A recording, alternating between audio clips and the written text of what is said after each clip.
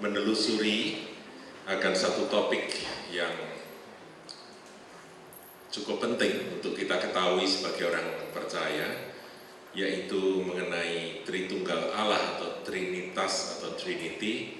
Kita akan buka terlebih dahulu ayat firman di dalam Matius pasal yang ke-28, ayatnya yang ke-19. Matius 28 ayat yang ke-19. Kita baca sama-sama saudara ya. Mari 2, 3. Karena itu pergilah, jadikanlah semua bangsa muridku dan baptislah mereka dalam nama Bapa dan Anak dan Roh Kudus. Saudaraku, tentang Bapa, Putra atau anak laki-laki dan Roh Kudus ini diformulakan di dalam gereja Katolik dengan tanda salib, saudara ya, atas nama Bapa, Putra dan Roh Kudus. Amin, begitu ya. Supaya apa? Supaya mengingat akan peran dari Allah yang berbeda-beda di dalam tiga pribadi tersebut. Nah, saudara, kita akan masuk dalam pelajaran tentang Trinity atau Tritunggal Allah. Di situ ada gambar. Saya download dari internet. Gambar itu ada 3 lingkaran. Bahkan di tengah di sini ada tengahnya God the Father, God the Son, God the Spirit. God is the Father. God is the Son. God is the Spirit. Tetapi ini terlalu besar ini saya kira. Tetapi Father is not the Son. Ya, the Son is not the Spirit is not the Son, dan demikian juga antara Bapa dan Roh Kudus ini berbeda. Kira-kira gambarannya seperti itu, saudaraku ya. Nah, kalau kita lihat, ini saya lihat yang versi bahasa Indonesia, Bapa, Putra, Roh Kudus. Anak bukan Bapa, Bapa juga bukan anak, Bapa bukan Roh Kudus, Roh Kudus bukan Bapa, Roh Kudus bukan anak, anak bukan Roh Kudus. Tetapi ketiganya ini adalah Allah, ya. Jadi ini adalah Allah, ini adalah Allah. Jadi ada Allah Bapa, Putra, dan Roh Kudus. Nah, inilah gambaran singkat tentang apa yang akan kita bahas sepanjang PA pada malam hari ini. Nah, saudaraku, kita harus ketahui bahwa Trinitas atau Trinity atau Tritunggal itu sejarahnya, saudaraku ya. Kita harus pelajari bahwa sebetulnya kata Trinity atau Trinitas, Tritunggal memang tidak dapat ditemukan di dalam Alkitab. Kita tadi membaca satu ayat atau salah satu ayat yang menyebut akan 3 pribadi kealahan tersebut. Baptiskanlah mereka dalam nama Bapa, Anak, dan Roh Kudus. Itulah yang ditulis dalam firman Tuhan.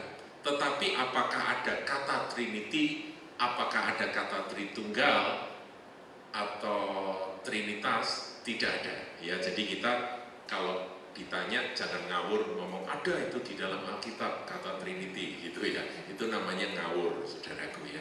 Jadi kita harus menjawab dengan benar. Jadi Trinity itu merupakan istilah yang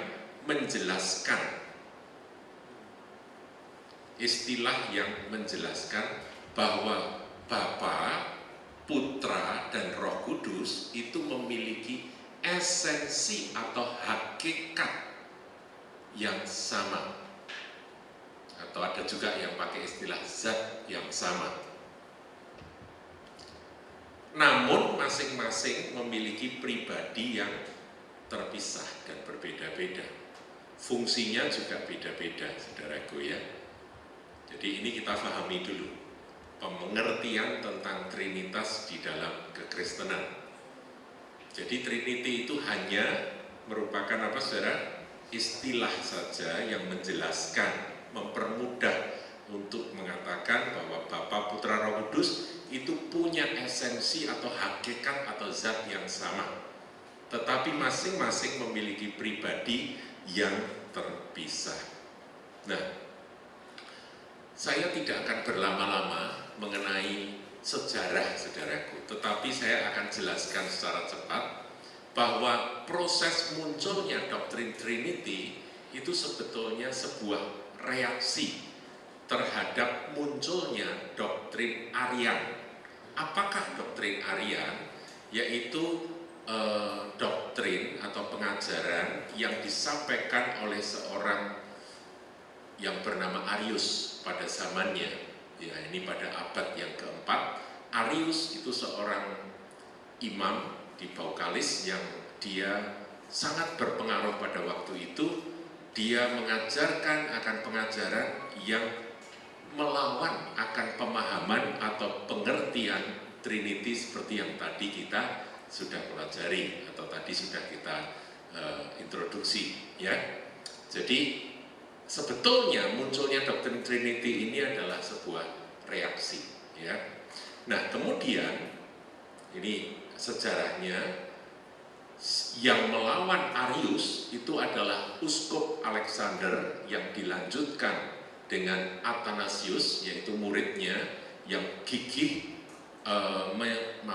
menyerang dan bertentangan dengan doktrin Arius yang mengatakan bahwa Yesus itu tidak satu esensi, Kristus atau Putra Allah itu tidak satu esensi dengan Bapa, ya, itu Arius. Nah, Arius ini yang gigih mengatakan bahwa Yesus itu tidak satu esensi, ditentang oleh uskup yang bernama Alexander dan dilanjutkan oleh muridnya yang sangat termasyhur yang bernama Athanasius. Ini sejarah, saudara-saudara, kita nggak perlu berlama-lama. Harus diakui unsur politik dan kekuasaan ikut berperan dalam benturan kedua doktrin tersebut. Jadi pada masa itu, saudaraku, gara-gara yang satu mengatakan bahwa Putra tidak satu hakikat dengan Bapa, Putra itu adalah ciptaan, itu Arius dengan faham Arianismenya, yang karena dia seorang yang karismatik, dia seorang yang berpengaruh, maka banyak pengikutnya. Dan itu diluruskan oleh bapak-bapak gereja di bawah kepemimpinan Uskup Alexander yang kemudian dilanjutkan oleh muridnya yang bernama Athanasius itu. Benturannya sampai pada masalah kekuasaan dan politik yang ikut berperan. Apakah senantiasa yang Trinity itu menang? Tidak, saudaraku. Yang Trinity pernah juga kalah karena Kaisar, ternyata ada kaisar yang Arian, ya, kaisar yang lebih berpihak pada Arius, begitu. Jadi sempat terjadi demikian, sejarah berjalan, tetapi doktrin Trinity terbentuk di dalam proses tersebut. Nah, pada awalnya yang dibahas itu antara Bapa dan Putra. Jadi antara Allah Bapa dan Yesus Kristus Putra Allah, ya. Itu yang dibahas. Tapi kemudian dalam proses maka dimasukkanlah unsur mengenai Roh Kudus. Saudara, kita harus pahami, pada zaman itu Alkitab belum dimiliki oleh semua orang seperti hari ini. Pada masa itu Alkitab merupakan barang langka. Alat cetak belum ada, kertas juga belum ada. Adanya adalah perkamen atau papirus, ya. Itu papirus itu dari daun di mana dipahat di daun tersebut tulisan-tulisan dengan sangat teliti dibuat, dan itulah Alkitab pada masa itu. Sehingga saudara bisa bayangkan yang punya Alkitab hanya bapak-bapak gereja, hanya para uskup, hanya orang-orang tertentu saja. Sehingga yang mempelajari Alkitab hanya terbatas pada orang-orang tertentu yang memang turun-temurun dimuridkan oleh orang-orang yang lebih senior. Nah, sehingga karena Alkitab itu belum sebebas sekarang dimilikinya, maka ya Demikianlah saudara, pengetahuan tentang firman Tuhan masih sangat terbatas. Tetapi Roh Kudus bekerja, proses itu berlangsung, sehingga akhirnya dari pengertian kesatuan atau kesatu esensian, atau yang nanti kita kenal dengan istilah homoousios antara Bapa dan Putra, kemudian Roh Kudus juga menjadi bagian, maka terbentuklah doktrin Trinity yang tadi kita lihat di dalam gambar tadi, saudaraku ya. Ini proses. Ya. Nah, saudara, konsili-konsili penentu doktrin, saya harus jelaskan, ini cepat saja. Konsili itu apa toh? Konsili itu adalah pertemuan para pemimpin-pemimpin gereja pada zaman itu. Saudara bisa bayangkan tahun 325, masih kuno banget saudara ya. Belum ada itu listrik, belum ada mesin ya. Masih semuanya masih serba kuno ya, masih serba primitif. Di Nisea itu adalah sebuah kota yang terletak dekat danau di Turki sekarang ya. Itu ada satu tempat yang sangat bagus, yang itu sebenarnya milik Kaisar Romawi, yang dipinjamkan untuk diselenggarakan sebuah konsili atau sebuah sidang dari tokoh-tokoh gereja pada waktu itu. Semua berkumpul, ya dari Roma, ya dari Efesus, ya dari mana-mana kumpul jadi satu semuanya di Nisea. Dari Yerusalem juga ada, saudara, kumpul semua. Dan akhirnya dalam konsili itu mereka berdoa, berpuasa, mereka mendiskusikan firman Tuhan, yang tentunya pengertian firman Tuhan tidak seperti sekarang, sangat terbuka begitu. Ketemulah mereka dengan apa yang disebut dengan Yesus satu hakikat atau satu esensi dengan Bapa, sehingga istilah homoousios itu menjadi terkenal pada waktu itu. Homo itu artinya satu, sama, ousios itu esensi yang sama antara Bapa dan Putra. Nah, kemudian Konsili Konstantinopel itu 381, di situ Roh Kudus juga diangkat dalam satu pengertian yang disepakati oleh bapak-bapak gereja, satu hakikat dengan Bapa dan Putra. Tentunya mereka itu tidak sembarangan memutuskan akan hal ini, homoousios antara Yesus dan Bapa, homoousios antara Roh Kudus dan Bapa dan Putra. Itu tidak ngawur. Mereka memakai ayat-ayat firman yang diwahyukan, sehingga ada pencerahan yang pada waktu itu membuat para bapak-bapak gereja akhirnya menetapkan doktrin Trinity tersebut. Konsili Chalkedon ini saya tambahkan, ini cukup lama saudaraku, mungkin sekitar 80 atau 70 tahun setelah Konsili Konstantinopel, itu dinyatakan atau ditetapkan sebuah doktrin yang mengatakan bahwa Yesus itu 100% manusia. Jadi bukan 50% manusia seperti setengah dewa, itu enggak saudara. Jadi betul-betul Yesus itu 100% manusia, tetapi sementara dia 100% manusia, dia juga 100% ilahi. Aneh ya. Jadi ketemunya 200% di sini ya, bingungi saudara. Tapi itulah kebenaran yang harus diungkapkan melalui bahasa manusia. Nah, saudaraku, saya sedikit cerita tentang si bidat Arius ini. Bagaimanapun juga bidat Arius ini punya jasa.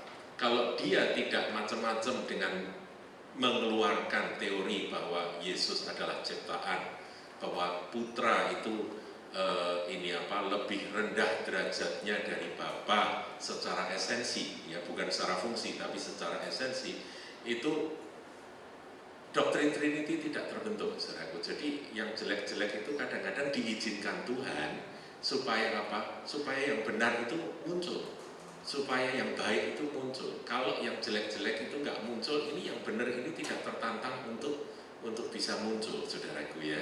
Jadi kadang-kadang demikian. Ini filosofi yang kita pikir positif saja gitu ya, bahwa kalau ada sesuatu yang buruk kita tanggapi secara positif bahwa itu adalah awal di mana yang baik, yang benar itu akan muncul, gitu ya. Gitu aja. Jadi gampang-gampangan, saudaraku ya. Arius itu adalah seorang imam yang lahirnya di Libya tahun 256. Jadi kuno banget, saudaraku ya. Kemudian ayahnya bernama Ammonius, bukan Amonia, saudaraku ya, Ammonius namanya ya. Kemudian Arius ini sangat dipengaruhi oleh pengajaran Lucianus dari Antioquia. Jadi dia belajar dari seorang hamba Tuhan yang bernama Lucianus, dan pengaruh dari ajaran Lucianus sangat kuat melekat pada diri Arius ya. Nah, Arius digambarkan sebagai seorang yang tubuhnya tinggi, rambutnya putih seperti Pak Joko itu ya kira-kira, tapi kurus ya. badannya kurus dan dia seorang jago nyanyi, saudaraku. Kalau nyanyi itu suaranya berkumandang sangat merdu. Dia sebagai seorang imam, dia sangat disukai oleh anak-anak muda. Orang-orang muda sangat menggemari akan nyanyian-nyanyian yang diciptakan dan dilantunkan oleh Arius ini. Jadi dia seorang yang smart, seorang yang cerdas, cerdik, dan pengajaran-pengajarannya kebanyakan dia sampaikan melalui nyanyian. Oh, hebat ya. Nyanyi-nyanyi, isi dari nyanyian itu, syair dari nyanyian ternyata pengajaran. Sehingga tercetak di hati para penggemarnya, sehingga pengaruh dari ajaran Arius ini sangat kuat di daerah-daerah di mana dia menjadi sangat terkenal. Bahkan nyanyian dari Arius itu zaman itu, saudara, belum ada kaset, belum ada radio, ya kan? Belum ada. Jadi rekaman-rekaman itu belum ada, saudaraku. Kemudian jarak jauh radio atau televisi itu juga belum ada. Tetapi dengan sangat cepat lagu-lagunya itu jadi populer. Dia keluarkan satu lagu di kota di mana dia tinggal, tukang daging, tukang roti semua pada nyanyi lagunya dia. Jadi kira-kira kayak lagu dua jari gitu ya, semua salam dua jari itu apa bisa nyanyi gitu, saudaraku ya. Anak-anak kecil bisa nyanyi semua. Nah, populer sekali dia. Bukan hanya itu, tiba-tiba ditemukan di pulau sana, pulau yang cukup jauh dari tempat dia tinggal, lagunya sudah kondang di sana, sudah terkenal. Kok bisa? Ya karena kan pedagang-pedagang kan pergi, saudaraku ya, pergi bawa lagu itu di perahu, di kapal, mereka nyanyi-nyanyi sehingga jadi terkenal, saudara. Padahal isinya pengajaran. Isinya itu pengajaran doktrin-doktrin dari Arianisme. Nah, saudara, kita perlu belajar. Dia kemudian diangkat menjadi presbiter di Paukalis, Alexandria pada tahun 313 di bawah Uskup Achillas. Itu riwayat. Nah, sekarang kita akan berkenalan dengan Kristologi. Kristologi itu adalah pandangan tentang Kristus, ilmu tentang Kristus dari Arius, saudara. Bahasa Inggris, saudara ya, saya akan bacakan. That the Logos itu firman, that the Logos and the Father were not of the same essence atau ousia. Jadi, firman dan Bapa itu tidak satu esensi, tegas dia nyatakan itu. That the Son, ya Logos itu ya the Son, saudara, kita tahu ya bahwa putra, sang putra itu ya sang firman, diakui oleh Arius itu mengakui bahwa Yesus itu firman, ya. Jadi dia tidak menolak, tetapi dia berkata that the Son was a created being, makhluk ciptaan, ketisma atau poema. Nggak tahu dia pakai istilah apa, tapi yang jelas dia ciptaan, begitu. Dan, nah ini yang berbahaya. Ini bahaya. That though he was the creator of the world, jadi Arius mengakui bahwa Yesus, Putra Allah, Sang Firman atau Sang Logos itu adalah pencipta dunia ini, ya. That though meskipun ia adalah pencipta dunia ini, and must therefore have existed before them and before all time, dan tentunya sudah eksis, sudah ada sebelum dunia, ya itu kan dia menciptakan dunia. Aduh, sorry. Saya mau mencet yang merah, keliru, ya. Ya ini ya, before them and before all time. Jadi sebelum semua, sebelum adanya waktu dan sebelum adanya ciptaan yang lain, bahwa dia sudah ada, ya, Logos atau Putra itu sudah ada. Dia katakan, there was a time, ada satu saat, there was a time, ada satu saat. Kemudian di dalam kurung, although Arius refused to use words meaning time, such as chronos or aion. Jadi bahkan dia tidak mau menggunakan kata kronos ataupun aion. Itu dua kata yang dipakai di dalam bahasa Yunani untuk menyebut waktu. Arius tidak mau pakai. Tapi ada satu saat, there was a time, kamu mau pakai istilah apa saja boleh. Ada satu saat, inilah teologi yang sangat menyesatkan. Dia berkata, when he did not exist. Ketika dia belum eksis atau belum ada. Ya, di dalam bahasa Indonesia, saudaraku, tapi sebelum itu kita lihat Thalia ya. Thalia itu namanya bagus ya, kayak nama cantik gitu ya. Thalia itu adalah salah satu judul lagu. Tadi saya katakan bahwa Arius itu kalau ngajar itu pakai lagu-lagu yang dinyanyikan begitu ya, dengan nada-nada yang sangat populer pada masanya. Nah, Thalia itu adalah salah satu judul lagu yang di dalam syair lagu tersebut ada kata-kata seperti ini, bahwa Allah itu tidak, dulu-dulunya itu tidak senantiasa jadi Bapa, di mana ada satu saat di mana Bapa itu, Allah itu sendirian ya, when he was alone and was not yet Father, jadi belum jadi Bapa. Kemudian ia menjadi Bapa. Ya, kemudian dia lanjutkan, the Son is not from eternity. Dia katakan bahwa Putra itu bukan dari kekekalan. He came from nothing. Dia berasal dari ketiadaan. Saudara, dengan ajaran dari Arius ini, kita bisa memandang Yesus itu dulunya nggak pernah. Ada saat di mana Yesus itu nggak ada. Ada saat di mana Firman itu nggak ada. Kapan waktunya? Dia bilang nggak tahu. Dia adalah pencipta. Tapi ada saatnya.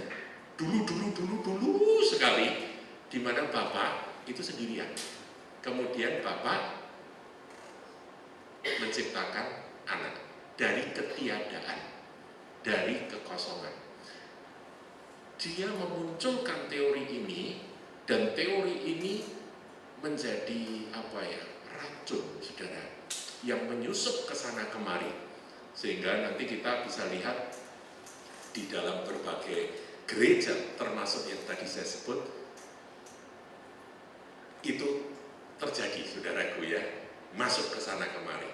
Nah, inti ajaran Arius ini diulangi dari apa yang tadi saya sudah coba terjemahkan dari bahasa Inggrisnya. Yang pertama, Putra tidak satu esensi atau satu hakikat dengan Bapa. Itu yang dia sangat tekankan. Nah, kalau saudara ketemu dengan adanya orang yang mau percaya Yesus atau menerima Yesus, tapi tidak mau menerima bahwa dia itu satu hakikat dengan Bapa, dia satu esensi dengan Bapa, itu pasti rohnya Arius. Kemudian Putra adalah ciptaan yang lebih rendah dari Bapa. Jadi dia turunkan akan tingkat esensinya, bukan fungsi. Kalau fungsi memang Yesus sendiri berkata bahwa Bapakku lebih besar dari aku. Itu fungsi. Kemudian meskipun segala sesuatu diciptakan oleh Yesus Kristus atau Logos atau Firman, tetapi ada satu waktu, ya, yang tadi kata there was a time itu, di mana Kristus itu belum ada dan dia dicipta dari ketiadaan, ya, dia dicipta dari ketiadaan. Ada sekte yang namanya Unitarian, saudara. Ini cukup berkembang di Amerika khususnya, ya.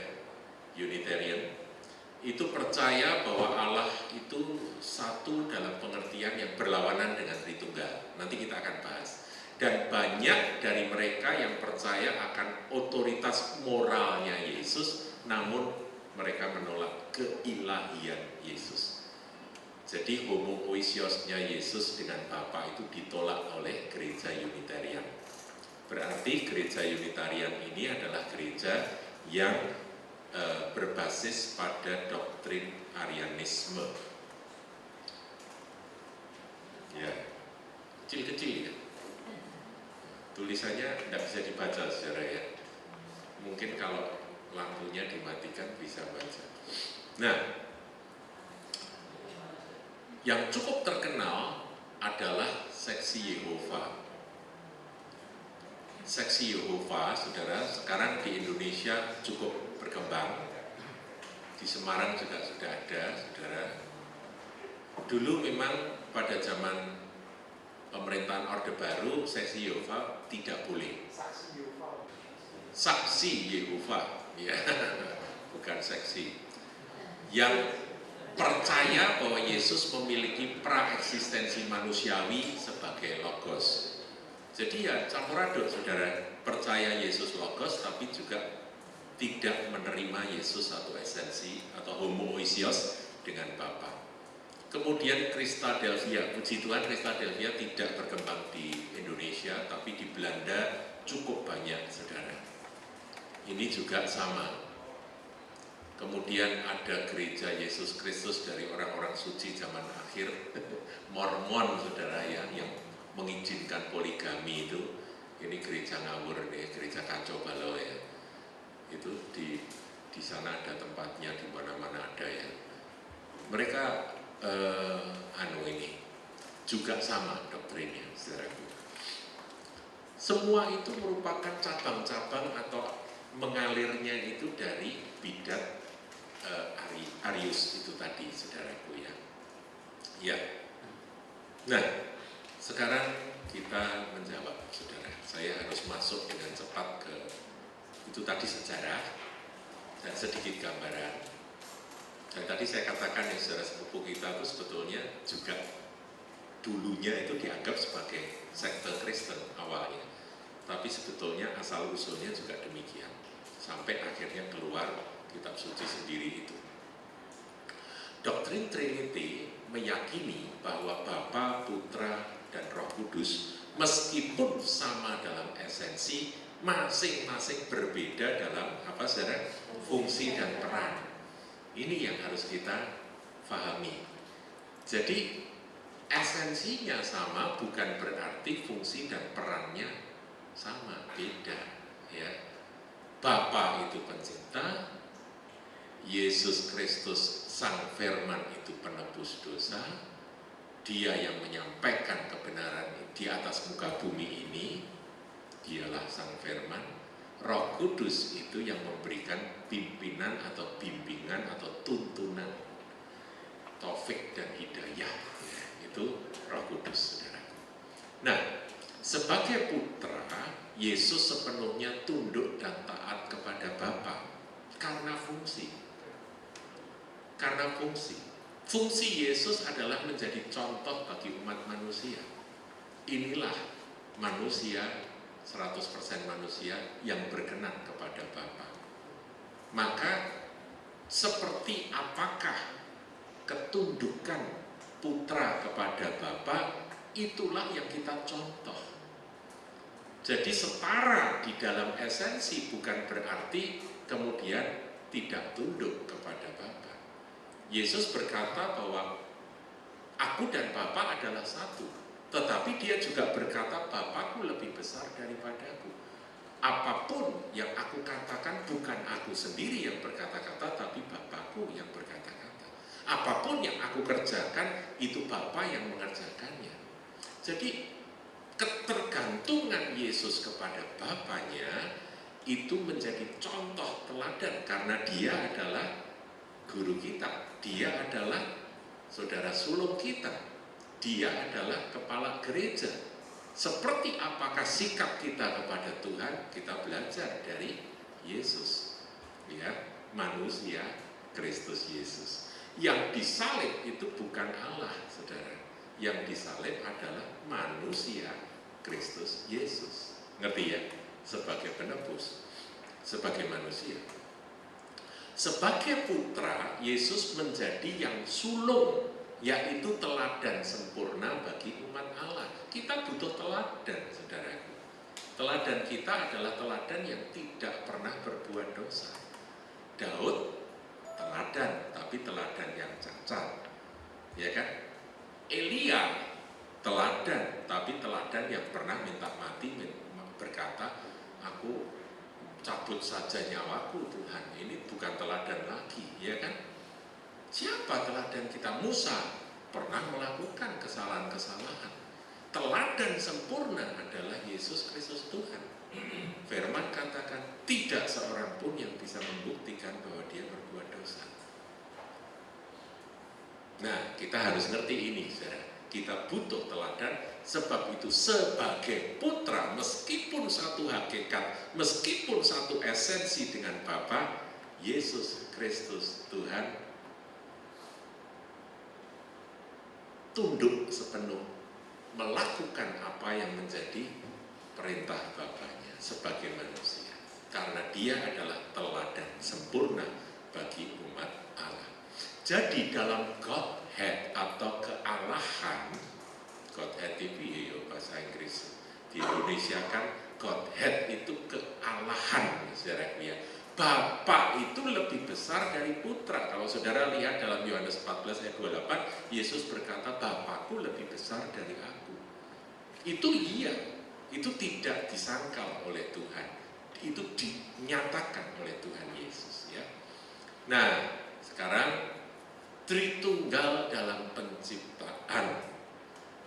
Kita lihat, saudara, bahwa Tritunggal itu sebetulnya muncul sejak Alkitab ini ditulis.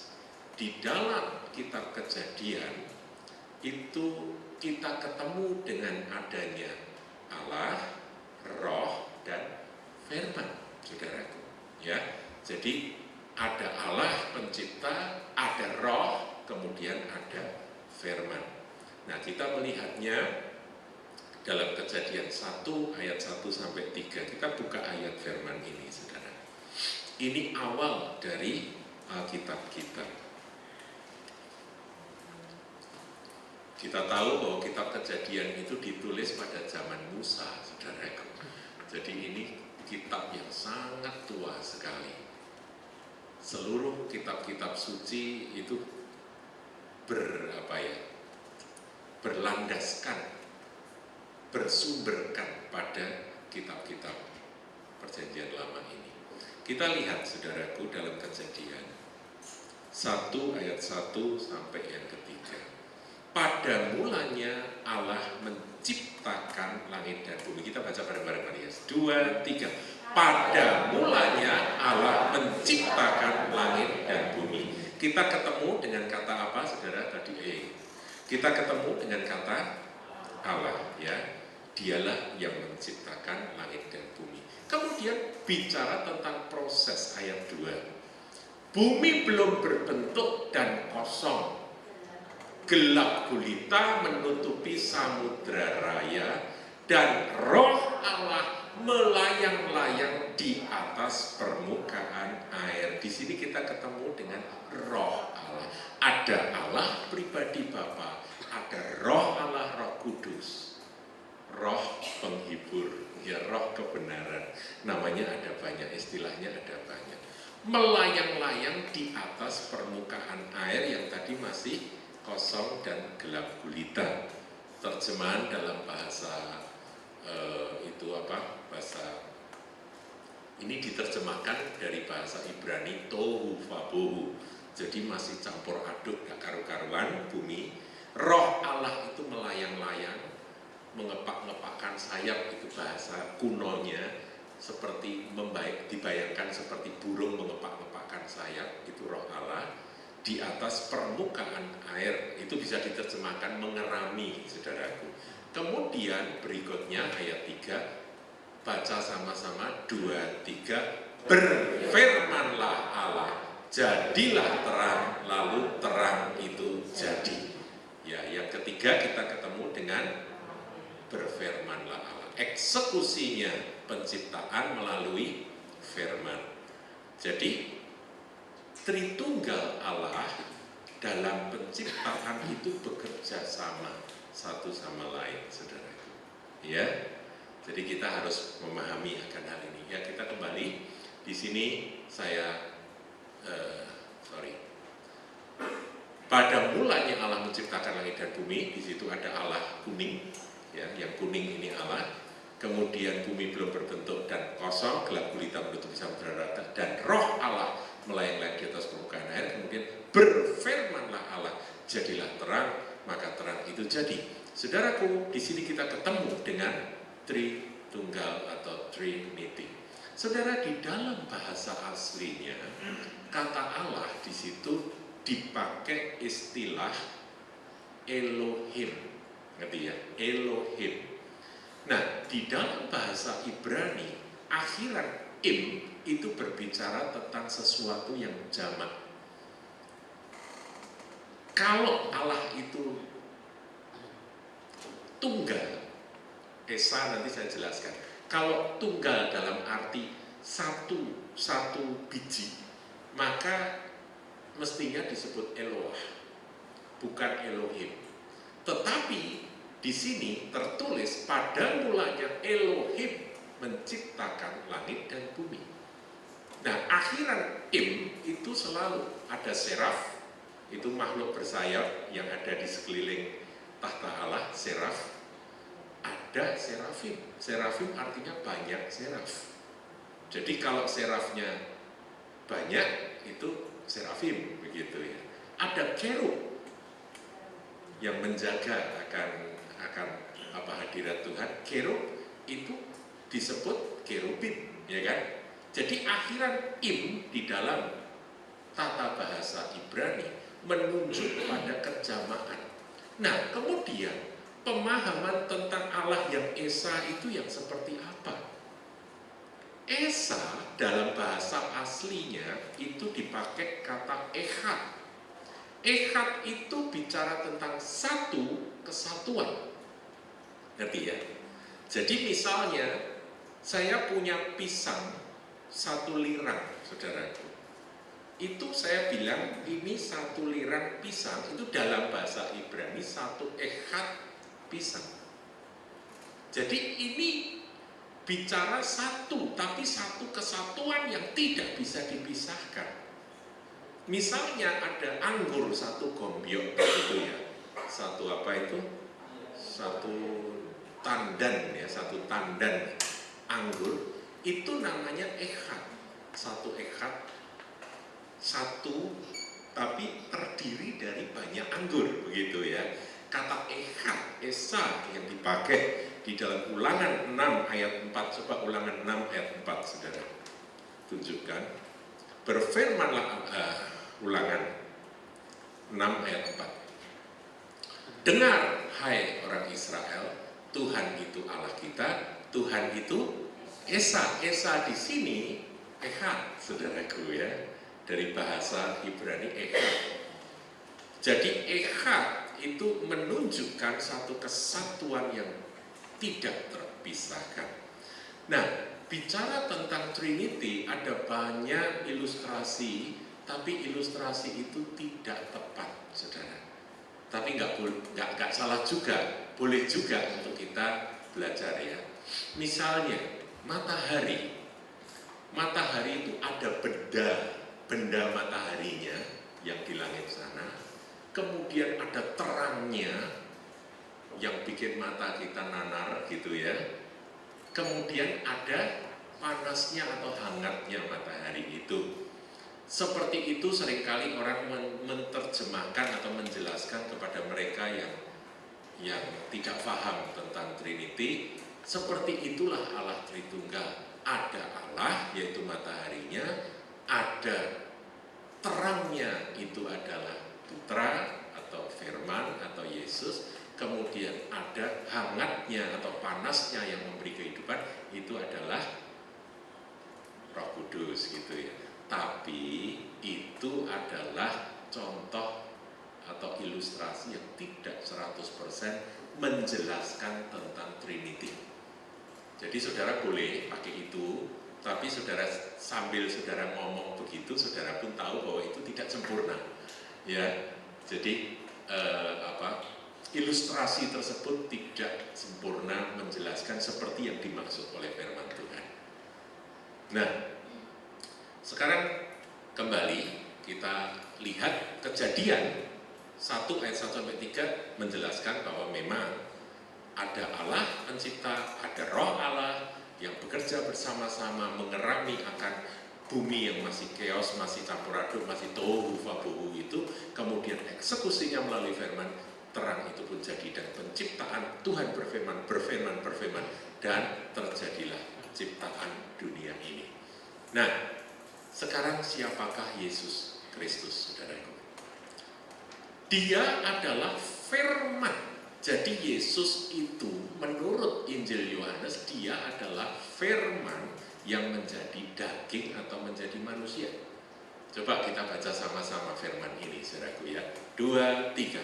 Firman itu telah menjadi manusia dan diam di antara kita, dan kita telah melihat kemuliaannya, yaitu kemuliaan yang diberikan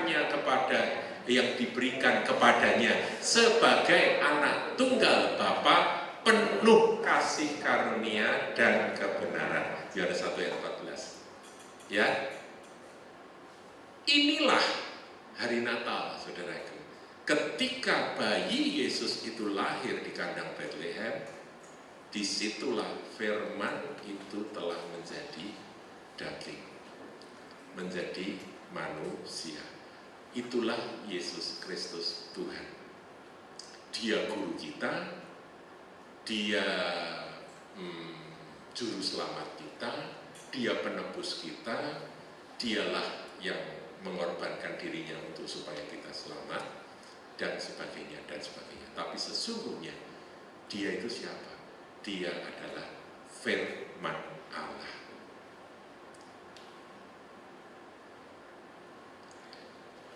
Ini ayat firman yang paling penting di dalam seluruh isi Alkitab. Saya berani katakan karena apa? Karena seluruh Alkitab itu tertuju pada satu ini.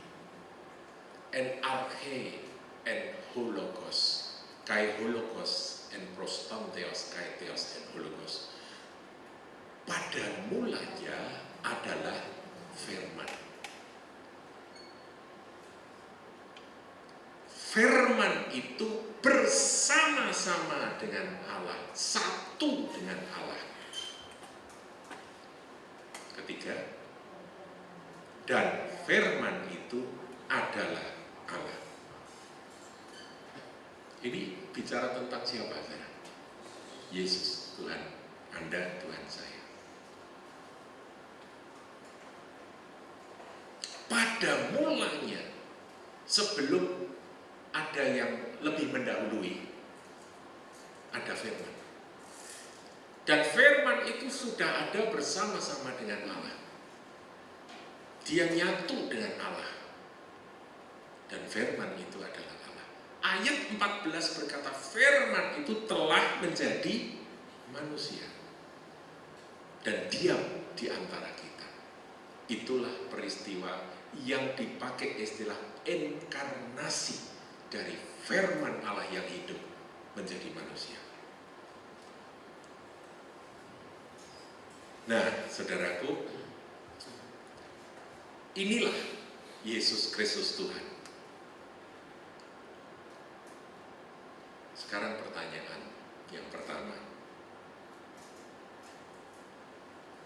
Mana yang ada lebih dahulu?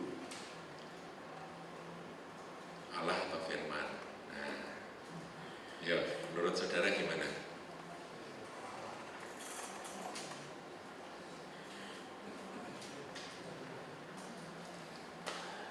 Kalau menurut urutan tulisan, Allah terlebih dahulu, ya kan, urutan tulisan. Tapi saya tidak ngomong itu, saya ngomong eksistensinya. Mana yang ada lebih dahulu, Allah atau firman? Menurut saudara? Mau ditanya mana lebih dulu, dua-duanya belit itu namanya. Ya. Kalau saudara bilang bahwa ya Allah ada lebih dahulu, berarti Anda mengatakan bahwa ada satu saat di mana Allah itu tanpa firman. Betul ya? Nah ini yang bahaya. Berarti Tuhan bisu gitu ya. Nggak ada firman. Loh dia memang belum ngomong kok. Wah dibantah. Dia belum bicara kan berarti belum ada firman. Siapa bilang? Pertanyaan 2. Saudara mungkin mikir yang satu aja belum dijawab, sama yang kedua. Nanti dulu saudaraku, nanti dulu. Pertanyaan 2. Sejak kapan firman itu bersama-sama dengan Allah? Ya tadi dikatakan sejak semula, ya kan? Firman dengan tegas katakan pada mulanya adalah firman itu bersama-sama dengan Allah. Tapi diulangi lagi, saudaraku. Coba kita lihat. Saudara buka Injil Yohanes ayat 2 sekarang. Ia pada mulanya bersama-sama dengan Allah. Jadi sebelum ada sesuatu ya, pokoknya pada mulanya kyo, nggak tahu entah berantah dulu kapan nggak tahu. Di mana ada Allah yang kekal itu, di sanalah ada firman. Jadi sejak kapan firman itu bersama-sama dengan Allah? Ya sejak dulu bersama-sama dengan Allah, ya kan? Nah, sekarang kembali pada pertanyaan yang pertama, lebih dulu mana Allah dan firman? Biasanya orang menjawab lebih dulu Allah, ya kan? Allah ada lebih dahulu, kemudian baru firman. Buktinya ada saat di mana Allah belum ngomong kok. Nah, pertanyaan saya, saudaraku, kalau Allah belum ngomong itu sebetulnya sudah punya firman atau belum? Saya misalnya, saya tadi kesini dan saya ngomong sekian panjang lebar itu, kata-kata ini sudah ada atau belum ada dalam diri saya? Sudah ada, tinggal saya lafalkan, ya kan? Jadi Yesus atau firman itu meskipun belum keluar, belum menyatakan dirinya, belum diucapkan, dia sudah ada. Sebab kalau tidak ada berarti Tuhan itu linglung. Ya kan? Saya kok bisa ngomong bahasa Indonesia? Karena memang saya sudah punya bahasa Indonesia. Kok saya bisa ngomong tentang pelajaran ini? Karena saya sudah belajar. Jadi saya sudah punya kata-kata ini. Semua kata-kata yang dari awal jam 7:30 sampai sekarang saya ucapkan, saya ceritakan tentang Arius, tentang Athanasius dan sebagainya. Itu sudah ada semua. Di dalam apa? Pikiran saya, dalam hati saya, dalam diri saya sudah ada. Dan itu yang dikatakan pada mulanya dia memang sudah bersama-sama dengan Allah. Ia pada mulanya bersama-sama dengan Allah. Ya kan? Ilustrasi ini. Sebelum Anda mengucapkan satu kalimat, sesungguhnya kalimat itu sudah ada atau belum ada dalam diri Anda?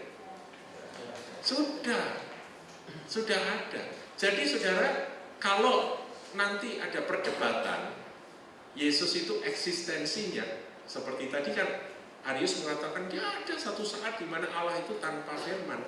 Ya, berarti Allah itu ada saatnya dia bengong, dia bodoh kayak orang koma, ya kan? Sudah tidak bisa ngomong bisu, tidak punya pikiran lagi, apa seperti itu? Allah yang koma, yang kamu miliki. Tidak, saudara. Meskipun belum menciptakan, karena tidak ada yang tercipta tanpa firman. Coba kita lihat ayat yang ketiga. Yohanes 1 ayat 3. Segala sesuatu dijadikan oleh Dia, Yohanes 1 ayat 3, segala sesuatu dijadikan oleh Dia, Dia firman, dan tanpa Dia firman atau Yesus tidak ada sesuatu pun yang telah jadi dari segala yang dijadikan. Memang benar bahwa tanpa firman diucapkan oleh Bapa, maka tidak ada yang jadi. Baik itu Jupiter, Mars, matahari, helium, ataupun bumi, langit bumi, semualah jagat raya ini, kalau tidak ada firman ya nggak jadi. Berarti semua tercipta melalui firman, ya kan? Dan juga harus melalui roh, karena roh harus mengepak-ngepakkan sayap itu tadi, melayang-layang itu tadi. Saya berharap saudara memahami kebenaran ini. Segala sesuatu dijadikan oleh Dia, dan tanpa Dia tidak ada sesuatu pun yang telah jadi dari segala yang telah dijadikan. Tetapi bukan berarti sebelum Allah Bapa itu menjadikan sesuatu, firman itu belum ada di dalam Dia. Sudah ada sejak semula, ya. Jadi sebelum Anda mengucapkan satu kalimat, sesungguhnya kalimat itu sudah ada di dalam diri Anda, ya kan? Ya, ini ilustrasi seorang pemuda yang mau menyatakan cinta pada seorang gadis, itu semalam suntuk, itu kata-katanya sudah komplit itu. Tanya Yung, nggak percaya. Ya, sudah komplit, itu sudah ada.